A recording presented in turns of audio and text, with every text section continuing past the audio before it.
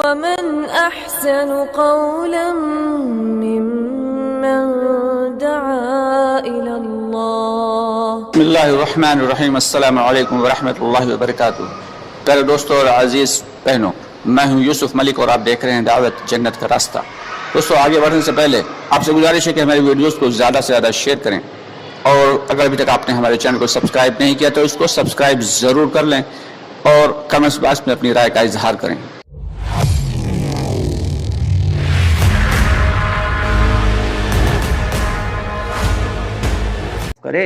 آج ہم سے جو بہت بڑی غلطی یہ ہو رہی ہے کہ جو عام طور سے امت میں جو تفرقہ پڑا ہوا ہے، تو ہمیں اس تفرقے سے اوپر اٹھ کے اپنی سوچ کو، اپنی جو ہے اپنے ذہن کو کوتاہ نظری سے بچانا ہے، اپنی نظر کو وسیع کرنا ہے، اپنی سوچوں کو وسیع کرنا ہے.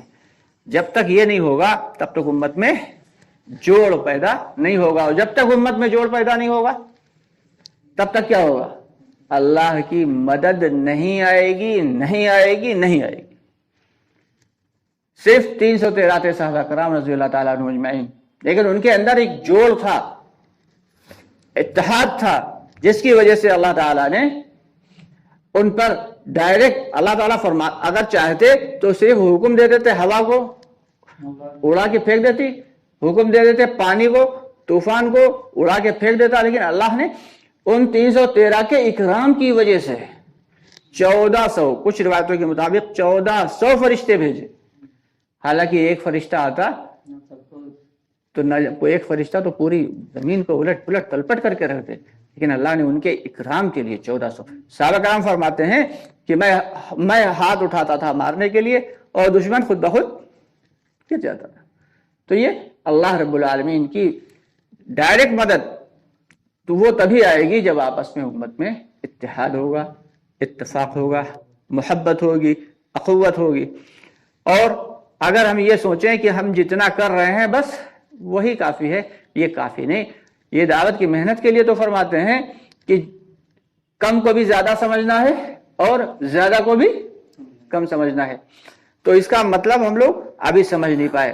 اکابرین کی بات بھی بڑی جامع ہوا کرتی ہے کہ تھوڑے کو بھی بہت سمجھنا ہے اور بہت کو بھی تھوڑا سمجھنا ہے. کہ جو ہم کر رہے ہیں اگر بہت کر رہے ہیں تو اس کو تھوڑا سمجھنا ہے، اور جو ہمارے بھائی ہمارے ساتھی کر رہے ہیں اگر وہ تھوڑا بھی کر رہے ہیں تو اسے بہت سمجھنا ہے.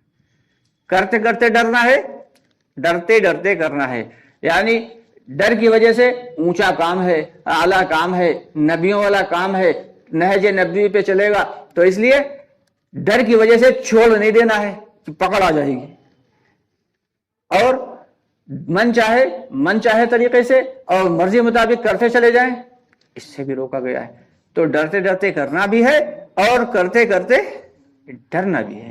یہ دعوت کی محنت، یہ وہ محنت ہے، وہ اعلیٰ محنت ہے اور وہ عرفہ محنت ہے کہ جو نبی پاک صلی اللہ علیہ وسلم کے علاوہ جتنے بھی دنیا میں انبیاء کرام علیہ السلام دنیا میں اللہ رب العالمین نے بھیجے ہیں، سارے کے سارے انبیاء کی جو ہے وہ وظیفہ حیات یہی تھی کہ کیسے اللہ کے بندوں کو اللہ کی طرف رجوع کر دیں، کیسے اللہ کے بندوں کا تعلق اللہ سے جوڑ دیں. یہ ہر نبی کی فکر اور ہر نبی کی کڑھن ہوا کرتی تھی. اور وہی فکر اور وہی کڑھن جب تک ہمارے اندر پیدا نہیں ہوگی تب تک، شروع میں جب یہ کام چلا تو اللہ رب العالمین کے فضل و کرم سے لوگوں نے مجاہدے کے ساتھ اس کام کو لیا اور دلوں کی فکروں کے ساتھ. ایک مواتی صاحب مرکز میں کہہ رہے تھے کہ میں جب جاتا تھا اور جی 4 ماہ کے لیے تو میں کیا کرتا تھا، ہم لوگ چنے کھایا کرتے تھے، بھنے ہوئے چنے رکھ لیتے تھے اور جب بھوک لگتی تھی تو چنے کھا لیتے تھے اور اوپر سے پانی پی لیتے تھے، اور باقی کیا کرتے تھے، باقی محنت کرتے تھے. تو آج ہم لوگ اللہ معاف کرے صحت بنانے کی جگاڑ کر گئے. مہاراشٹر میں ہمارا وقت لگ رہا تھا ایک ساتھی، تو ایک علماء کرام کی جماعت چل رہی تھی، اس میں ایک بہت پرانے مفتی صاحب تھے. وہ کہنے لگے آج کل اللہ کے راستے میں نکلتے ہیں تو کلے دیکھتے ہیں اپنے کلے کے، ہاں دیکھو وہ چڑھ رہا ہے نہیں چڑھ رہا ہے. یہ بہت افسوس کی بات ہے. یہ تو مجاہدے کا کام ہے اور مجاہدے کے ساتھ دعاؤں کا کام ہے کہ جتنا زبردست اللہ کے راستے میں نکل کر مجاہدہ اور دعائیں ہو جائیں گی. بلکہ ہم نے تو ایسے ایسے دیکھے ہیں اللہ کے ولی کہ دن بھر مجاہدہ کرتے تھے اور رات میں 2-3 گھنٹے سو کے ان کی نیند پوری ہو گئی اور پھر کھڑے ہو گئے جانماز میں. ایسے ایسے لوگ دیکھے گئے کہ وہ سوتے ہوئے بہت کم دیکھا لوگوں نے انہیں. امیر صاحب ہیں کسی جماعت کے, انہیں سوتے ہوئے بہت کم دیکھا. ان کے خود ساتھی کہتے ہیں میری سمجھ میں نہیں آتا ہے سوتے کب. تو وہ لوگ جو تھے وہ کام کر گئے. آج ہم لوگ کیا کر رہے ہیں, اللہ معاف کرے, ہم لوگ تو صرف رسم نبھا رہے ہیں. لیکن ہو سکتا ہے اللہ تعالیٰ ہماری اس نقل کو ہی قبول کر لے کہ موسیٰ علیہ السلام کے سامنے جو جادوگر آئے تھے نا, انہوں نے کپڑے بھی ویسے ہی پہن رکھے تھے جیسے موسیٰ علیہ السلام کے تھے, ویسے ہی چوغا تھا, ویسے پگڑی اگڑی سب کچھ باندھ کے آئے تھے امامہ, اور ویسے ہی ہاتھ میں ڈنڈا لے کے آئے تھے. اللہ تعالیٰ کو ان کی یہ ادا پسند آ گئی, حالانکہ وہ نبی کے ٹھیک مخالف تھے, نبی کے مخالف تھے, نبی کے دشمن تھے, اور انہوں نے پھینکی اپنی رسیاں. بلکہ فرماتے ہیں کہ جب حضرت موسیٰ علیہ السلام سے اللہ رب العالمین نے کہا کہ اے موسیٰ اپنا عصا پھینکو, اور سامنے سے ان کی رسیاں جو تھی وہ جادوگروں کی وہ کیا بن گئی, بن گئی سانپ, جھپٹی. تو عقل کا تقاضا تو یہ تھا کہ موسیٰ علیہ السلام تنہا سامنے اتنی سارے سانپ چلے آ رہے, ہاتھ میں بچاؤ کے لیے صرف ایک ڈنڈا ہی تو تھا, تو اس ڈنڈے کو بھی اللہ تعالیٰ کہہ رہے ہیں پھینک دو. تو یہ تو عجیب معاملہ ہے بھائی, کیسے پھینک دیں, بچاؤ کے لیے ایک ڈنڈے ہی تو ہے, سامنے سانپ چلے آ رہے ہیں. لیکن اللہ تعالیٰ نے نبیوں کا بھی ایمان بنایا, باقاعدہ ان پر محنت کی, اللہ تعالیٰ نے ان کے ایمان کو بنانے کی محنت کی. تو اللہ, لیکن بہرحال نبی تھے, اللہ نے کہا ڈانٹ کے پھینک دو ایسا, پھر انہوں نے پھینک دیا, جو ہوئے گا دیکھا جائے گا, اللہ جانے اس کا معاملہ. اور جیسے پھینکا عصا تو پھر وہ بہترین زبردست قسم کا اژدہا بن گیا. اس نے ان ساری کی ساری سانپوں کو, چھوٹے موٹے جتنے بھی سانپ تھے سب کو نکل گیا. اب وہ سانپوں کو جب نکل کے آیا تو اس کا بڑا لمبا چوڑا پھن تھا, اور جب وہ آیا سامنے تو اللہ تعالیٰ کہہ رہے ہیں موسیٰ اسے پکڑ لو.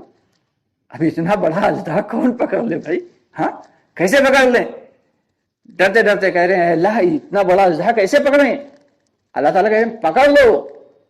تو اپنا آستین سے, اپنے چوغے کے آستین کو ایسے کیا اور اس کی دم کی طرف ہاتھ بڑھایا, کہا نہیں موسیٰ تھن کی طرف سے پکڑو, منہ کی طرف سے پکڑو. یا اللہ یہ کتنا خطرناک ہے. کہا تم پکڑ تو لو. اللہ رب العالمین کا حکم تھا, بہرحال نبی تھے, اللہ کا حکم مانا, جیسے پکڑا تھن کی طرف سے فوراً ٹھنڈا بن گیا, عصا بن گیا.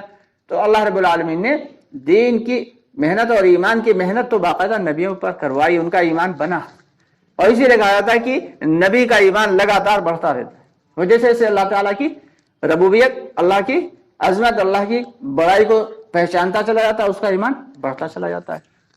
ایک ہم لوگ جیسے ہیں گھٹیا لوگ کہ ایمان بڑھتا تو اللہ ماشاء اللہ کبھی ہے, گھٹ بہت جلدی جاتا ہے.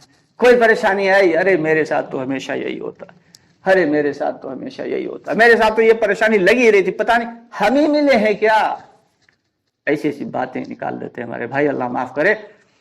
بلکہ ایک جگہ مولانا جمیل صاحب بیان کر رہے تھے, کہہ رہے تھے کہ جب کوئی بندہ اللہ کے سامنے پریشانی میں, مشکلات میں روتا ہے, گڑ گڑاتا ہے, اور اس کا رونا گڑ گڑانا بہت بڑھ جاتا ہے, اور وہ چلانے لگتا ہے, روتا رہتا ہے, گڑ گڑاتا رہتا ہے, اور اپنے مسائل سامنے رکھتا رہتا ہے کہ اللہ انہیں حل کر دے, اللہ انہیں حل کر دے.